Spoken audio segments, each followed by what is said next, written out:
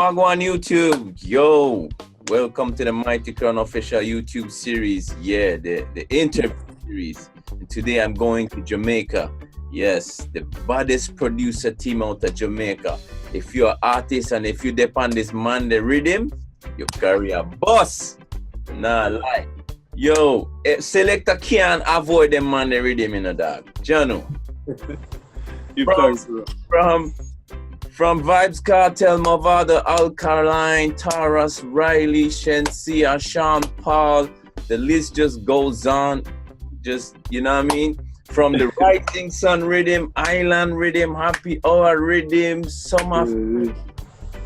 Recently we Aircraft Riddim, Style Riddim, Spirits. So today, welcome people. We got Jordan from Chimney Records. Yeah man, give thanks man. Big up Mighty Crown, big up SAMI-T. I don't know, big up the whole of Japan, you see it? Respect. Bless up, brother. Yo, so I want to ask you, my first question is, how did you get the name Chimney Records? All right, so when we just started out, Delhi Ranks, you know what I mean, big artists Delhi Ranks from back in the day, you know what I mean, the man, they are big producer. See. You know, we get a link with him, and he was actually the one to bring us to the forefront, you know what I mean, he introduced us to Cartel, to Mavado, to the whole industry, all DJs, selectors, everybody, you know what I mean? See. And we used to smoke a lot. So, you know what I mean, Delhi come in the studio one day and the studio full of smoke, brother. You know what I mean? And as him walking, he was just like, yo, you know, come like a chimney, the way so we have so much smoke. So I was just like, yo, you know, so that sound kind of wicked still. Chimney Records have a vibe, you know what I mean? So just work with it. See. So, you guys started off 2007, right? Yes, sir. With you and David. Yeah, man, David. Big up David Chimney. So it's just two of you that makes Chimney Records. Yes, sir. How does the process goes with this production? All right, so between David and myself, both of us are classically trained. So both of us play instruments. Okay. You know what I mean? Both of us build rhythms. Both of us know how to arrange songs, voice songs, engineer, mix everything. But what we do is both of us are also David is better at some things and I'm better at some things. So what we do is we kind of split the roles. So right now, as it stands, I mostly work with artists in studio. I'm more of the people person. You know what I mean? David is the man that lock up in his studio and I'm house every day. And just work on music every day, all day. You know what I mean? So the majority of the rhythms that are coming out, either under Chimney Records or sometimes we build a lot of rhythms for other people as well, other producers. Yeah. You know what I mean? David is really the one that's building the majority of the rhythms right now. So he's the instrumental guy and I'm the vocals guy. Okay. Yeah. So so you mostly decide like which artist goes on the rhythm then? Yeah man. So I'm the one that I socialize a lot, you know what I mean? I have relationships with all of these different artists, you know what I mean? Some of them are actually my close friends. You know what I mean? Big up Taras, big up Govey, a couple of the artists that are close friends of mine, you know what I mean? What's the most fun part of the process? For me, the most fun part of the process is actually being in the studio working with the artists. You know what I mean? Yeah. You have certain artists like Taras, especially, I call him musically mad. You know what I mean? It's the craziest vibe, bro. And you play a rhythm and Taras just goes fucking crazy, bro. You know what I mean? I know that. The man that just, him gone over the stuff, him guitar and him start play or him go over there on the keyboard, and to me that's the most fun part of the process. And then of course I'm also in the streets kind of producer, you know what I mean? So I love to go out, I love to go to the dance hall and, you know, see what's going on in the parties and watch a girl in my dance and, you know what I mean? That's my shit. Okay. Like you guys built like one drop rhythm to dancehall. Yeah. Is it do you guys have like, you know, is it just like a vibe thing? Like when you say, all right, we're gonna release this rhythm, like you guys have like a lot of rhythm built already, right? Yeah, we have thousands of rhythms just put down. So how do you guys decide like, yo, all right, we're gonna go one drop or what? All All right, so originally, David and I, we love dancehall from 1995. You know what I mean? David and I both were the only two people out of our prep school that went to our high school. So that's how we eventually became friends. And we love dancehall from day one, you know what I mean? And we started working in dancehall production. We started, you know, developing our talents in dancehall production. And we got to a point where we decided, you know, we need to start moving over into reggae as well. You know what I mean? We love reggae. There's certain artists that we have a lot of respect for at the time, and still now.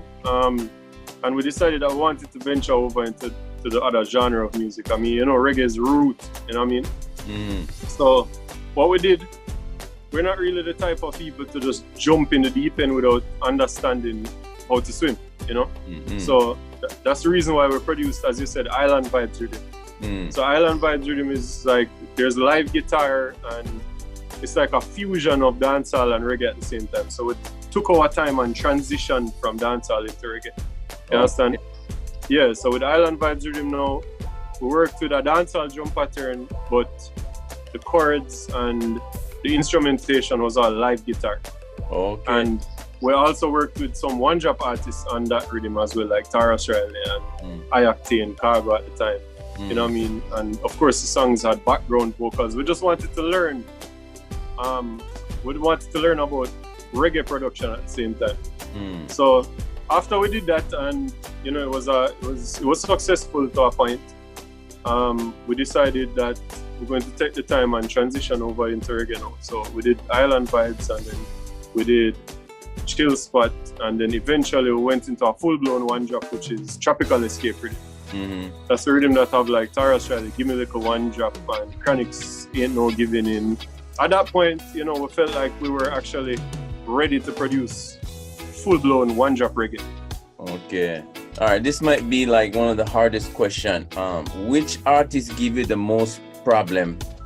The hard time, the hardest time?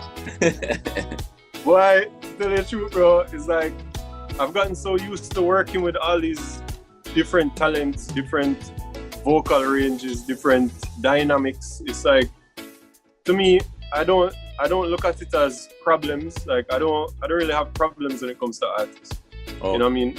I actually like to work with talent. I like to work and develop you know, their singing range and all of that. So to me, the challenge only makes it more interesting, you know?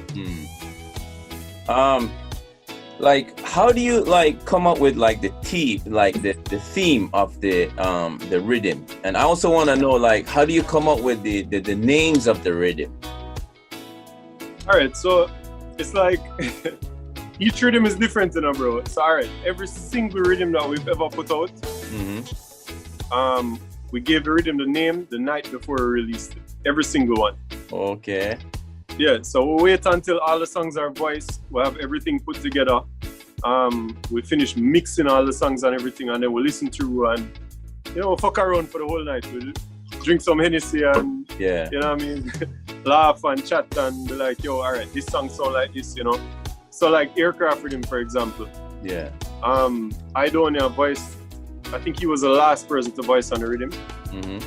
And in his song, he was talking about something to do with aircraft and all kind of things. So we're just like, yo, you know, it's the aircraft that kind of have a vibe, you know what I mean? The rhythm are gonna take off, you know what I mean? So we're just like, yo, fuck it, aircraft. Okay. And then sometimes like Tropical Escape is just a vibe that the rhythm give you. Island Vibes, you know what I mean? It's just a vibe that the rhythm give you. So each time is different. Every single time is different. Okay. So when you're working with the artist in the studio, right? Yeah. Do you come up with like, you know, you probably, is it mostly like the artist just start sing, or you have a certain idea already and present the idea to the artist? Once again, every single time is different, bro. So sometimes an artist will come to me with an idea, yo, I have this idea, and him sing a little 4-bar or whatever, and I'm just like, yo, that body now, and I start building the rhythm on the spot. Or you know, sometimes David will buy some new plugins and he will be fucking around with some sounds, and him come up with a rhythm and send it to me like, yo, listen to this, and I'm just like, yo, this bad, this after the next juggling, you know what I mean? And it's as I say, it's different every single time, bro. people start saying this word called dancehall trap. Yeah. What do you have to say about dancehall trap? Do you consider yourself like building a dancehall trap rhythm or dancehall? Yo, to be honest, bro, I don't really care too much about it. I see people making a big deal about something that's not really a big deal. You know what I mean? The thing with dancehall trap, at the end of the day, every single time the music changes, the older people have some shit to say about it. You know what I mean? So even when it was our time, when we were just coming into the industry in 2007, you know what I mean? That's around the time when Genius had just started changing the music completely. You know what I mean? And everybody used to complain and say, yo, everything that Genius and Chimney and everybody in that era were producing sounds like shit. It sounds like hip-hop. Yo, them fusing too much fuckery into there. Them not sticking to the authentic dancehall and whatever. You know, to me, I think that's bullshit, bro, because at the end of the day, music is a way for you to express your creativity, you know what I mean? So once it's coming from us, once it's coming from the source, I think it's authentic dancehall. You know what I mean? So whether it be dancehall trap, whether it be what them call tropical house or whatever the fuck them want to call it, you know what I mean? There's so many different ways that you can fuse dancehall with different genres of music. I've done it. You know what I mean? Every producer that I rate and respect has done it. So I'm not going to cow down the young producers and tell them what they're doing is fuckery, because it's not. To them, that is what dancehall is now. You know what I mean? So you're just doing yourself, like you are do you. Yeah, I'm just producing what I love, bro. At the end of the day, there's no formula to this. You know what I mean? It's just you expressing your creativity in whatever way you see fit. You get me? Yeah, it's just endless. Yeah, it's just creativity, bro. Fuck what them have to say, dog. Like, I don't care. I'm not going to be the guy that's like, oh, these guys are producing foolishness, dancehall trap, right? No. Yeah. Why? Yeah, you know what I mean? Support them, bro. At the end of the day, they supported us. There's people that supported us when we were trying. You know, that's how we got to the level that we're at now. So we have to support the younger ones too. You know what I mean? Yeah, no doubt. The next question is you probably have, you know, some interview before and people probably ask you the same question. You probably having some hard time with like the artists, like don't want to voice because it give a hype to like the other artists. What do you think is the way to resolve this? Yeah, so I don't know if you saw it, but recently I issued what I call a juggling challenge, right? And the reason I put out this juggling challenge, it's not really a challenge. It's not really like, you know, you must go and post something on TikTok or post some shit on IG. Like, really and truly, what it is a call to action for all of the producers to try and convince the artists that they're working with that, yo, we need to start working with each other more. You know what I mean? Like, as you said, a lot of the artists nowadays, what they're doing is everybody have their own side and nobody wants to work with another side because they might give a strength to another side. I think that's bullshit, bro. You know, at the end of the day, the more we work together is the more our genre will progress internationally and even on a national level, you know what I mean? Like when we just came into the music industry, I'm not saying that we must go back to what we used to do, but at the end of the day, there's certain things that we used to do when we just started that are the core and the heart of the industry. You know what I mean? Juggling is one of those things. Juggling is one of those mainstays that should be something that we cherish and something that we work on and develop together. Because what it does, I mean, when you look at other genres of music, like even soca and Afrobeat and a lot of those other genres, they are adapting the same juggling culture that we have been doing for decades. You know what I mean? And it's working for them. So why the hell are we going to throw it away because of ego? It doesn't make any sense. You know what I mean? Yeah. True. Yeah, so that's what I'm trying to do, as I said, bro, is like, if every producer has an artist that they work with all the time, right? Yeah. If every producer can convince one artist that, you know, let's work together more often. Let's do some collaborations. Let's help each other, because at the end of the day, you help somebody else, it's going to help you in return. It's going to build our culture. It's going to make our brand bigger on an international scale. You know, so if each producer can convince one artist, then we can make a huge difference. You know, that's true. But a lot of people don't have that kind of mindset, though. Yeah, well, it just takes somebody to start the conversation. That's what I was trying to do. I just wanted to start the conversation so other people can think about it and be like, yo, you know, a real thing, Jordan attack. You know what I mean? Yeah. Maybe we can try this. If it don't work, it don't work. But at least I can say that if you're not a part of the fucking solution, you're a part of the problem, bro. Isn't it? Well said. Well said. Is there any artist that you haven't worked with right now and you definitely want to work with? Yeah, I mean, I've worked with most of the artists in reggae and dancehall. Mm-hmm. The only ones that I haven't worked with, let me think. I'd love to work with Coffee. I think she's a great talent. I've never worked with her before. And then, of course, you know, some of the younger youths coming up, like Skilly Bang Bad. You know what I mean? I love working with Skilly. You know what I mean? I'm well, but I love him talent and everything. So I just love to work with everybody, bro. That's my thing. You know what I mean? If you look on Chimney career from day one coming up, even when Gaza and Gully was in the heat of the war, we used to work with both Gaza and Gully at the same time. You know what I mean? So that's really what I want to get back to, bro. I want to get back to an industry where everybody's working together and working towards a common vision and a common goal. You know what I mean? Yeah, I mean, like when the Gaza and Gully time, right? It was like they were both like, you know, going each against one another, but at the same time they were like trying to lift up the industry, like, you know. Yeah, exactly, bro. I mean, the clash is one of the culture. Yeah, it's a big part of the culture, bro. I mean, look at Sting from decades ago, you know what I mean? That's the reason why everybody used to war, because they wanted to clash at Sting, you know what I mean? It was like the ultimate, the ending, you know what I mean? It's like the final stage of dancehall for the year, you know what I mean? Mm-hmm. So, yeah, I mean, I think that's really and truly what I think we need to get back to, bro. We need to get back to friendly competition. Because friendly competition breeds more creativity, which breeds more success for the entire genre. Yeah, that's true. You know what I mean? Yeah. So do you feel a way like, you know, the dancehall, as you said, like there's like other names like tropical house or, you know, dancehall, whatever the name is, but like, you know, others like for instance, like, you know, Afro beats, reggaeton.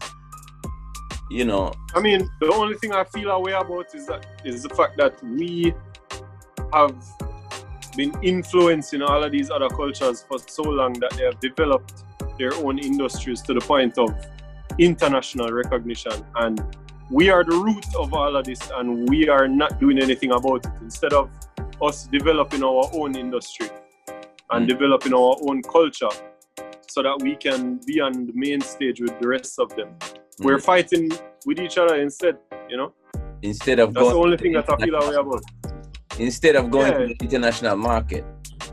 Yeah, bro. And it's like, to me, it's fucking ridiculous, bro. Like, why are we fighting with each other instead of helping each other? You know what I mean? We're the ones that have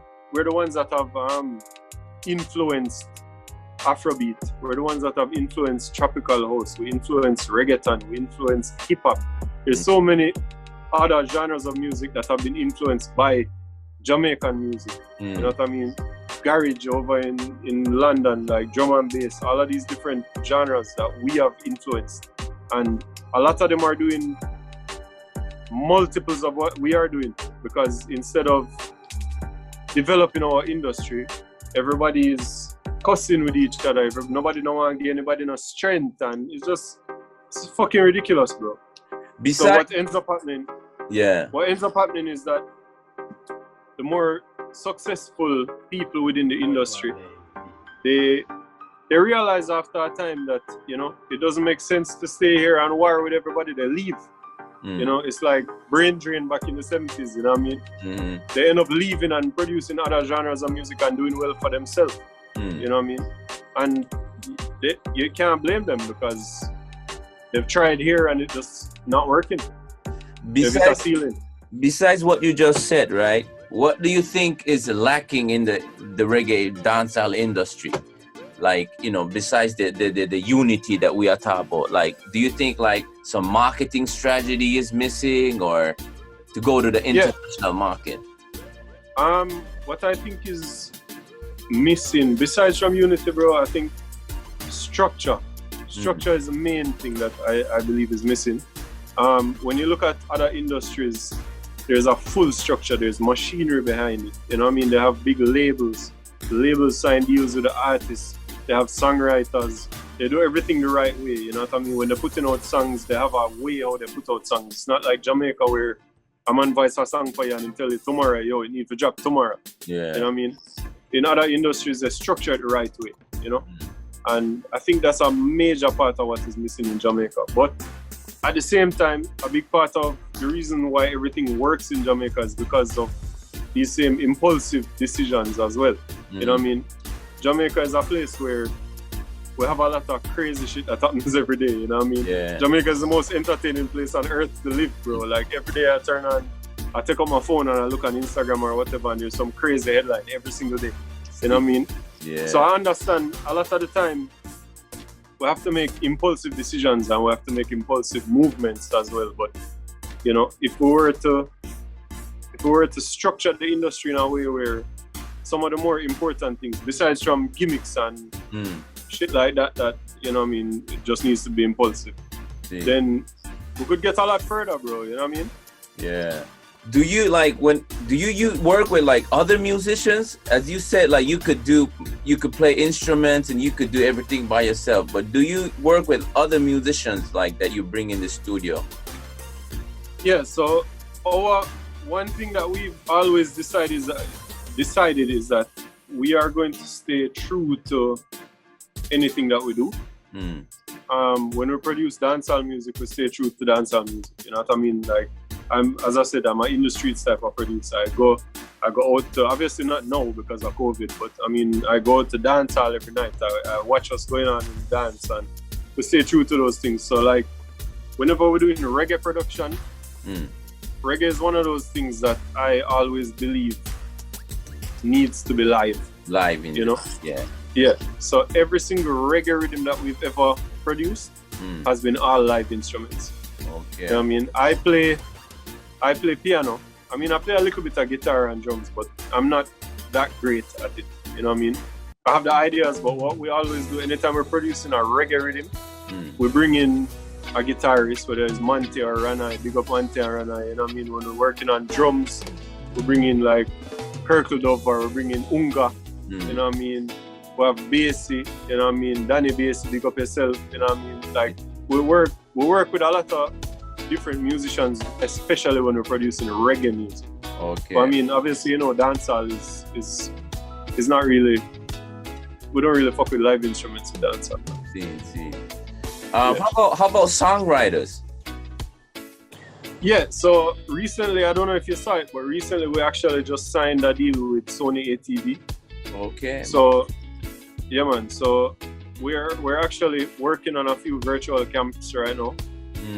We're working with some songwriters to try and develop some stuff that hopefully, you know, can be marketable to the international scene, you know what I mean? Yeah. So that's where we work with songwriters. In terms of dancehall and Jamaica, it boils back down to the ego thing again. Nobody want nobody write a song to them, you know what I mean? Yeah. Yeah, so I mean, it's just different, bro. Different genres are different. With dancehall, there's not very many songwriters. Yeah, like does the artist like don't want to really sing like other people song, like meaning like when some songwriters have a song already, and then do you have like? Well, to be honest, bro, we don't even get to that point with dancehall. Nobody even tries to submit songs to artists in dancehall. Everybody wants to be an artist themselves. You know what I mean? So if they write a song, they're trying to be an artist. You know what I mean? So when you look at like even the big artists, and as I said, like dancehall is a reflection of what happens, what they experience in their space. You know what I mean? So everybody wants to talk about their own experiences. See. So what's next? What's next for you? So I don't like giving away secrets to that. No, we have some crazy shit in the pipeline, bro. I mean, so even like the juggling challenge, I issued a juggling challenge to every producer in Jamaica. Like, you know, I tagged a lot of them even in my post. And one thing that I intend to do is, I wouldn't say I'm leading, but I want to lead by example. You know what I mean? If I'm the one to issue the challenge, I'm going to do exactly what I said that I want everybody else to do. So the first thing, the main thing is that we are working on jugglings. You know what I mean? We have about 3 different jugglings that we're working on currently. All of them have whole heap of songs on them already. We have singles that we're working on with various artists, you know what I mean? Both locally and also internationally. As I said, I don't want to give away anything just yet. Yeah. You know what I mean? I prefer to, you know, keep things a surprise. Seen. Yeah. Is there anything that you wanna say to the people? Yeah, I mean, big up, you know what I mean? Thanks for supporting our music. I don't mean Chimney music, I mean dancehall music and dancehall culture, reggae culture, you know what I mean? Big up to everybody in Japan, big up to Mighty Crown every time. You know what I mean? You guys are fucking stalwarts in the industry, bro. You guys stand up for dancehall from decades ago, you know what I mean? Okay. And yeah man. I really respect everything that you guys do, you know what I mean? Really respect the support that the people give us, you know what I mean? Not only, as I said, Chimney, but also the dancehall and reggae industry, you know what I mean? Keep looking out, don't give up on us. Yeah, man.